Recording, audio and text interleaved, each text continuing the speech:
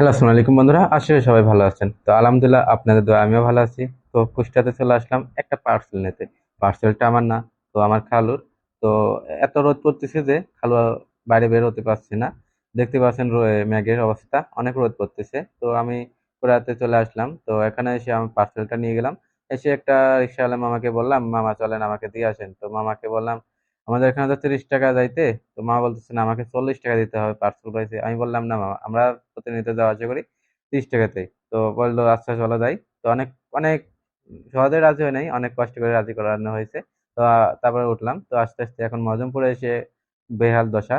দেখতেই পাচ্ছেন আসলে জাম, প্রচুর জাম বেঁধে গেছে এখানে।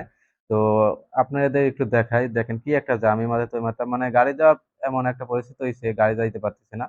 তো ট্রাফিকরা অনেক কষ্ট করে একটা একটা করে গাড়ি বের করে দিচ্ছে। তো যাই হোক, অনেক কষ্ট করে আমরা বের হলাম।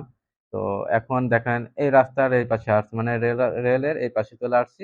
আসার পরে দেখেন এই পাশে এই সাইডে জাম নাই তেমন, কিন্তু ওই অপর সাইডে কিন্তু অনেক একটা জাম, যেটা আপনি 10 মিনিট হাঁটলেও সেই জামটা শেষ করতে পারবেন না, এত একটা জাম বেঁধেছিল। এই পাশে এখনো দেখেন জাম আছে, আমরা প্রায় চলে আসছি অনেক দূর। তো কেটে কেটে ভিডিওটা করতেছে আর কি। আপনারা দেখতে পাচ্ছেন অনেক রোদ পড়তেছে। রিক্সাওয়ালা মামাকে বললাম, মামা একটু জলদি যান, অনেক গরম পড়ছে, মানে নিতে পারছে না। তো এই পাশে একটা বিল্ডিং দেখতেছেন।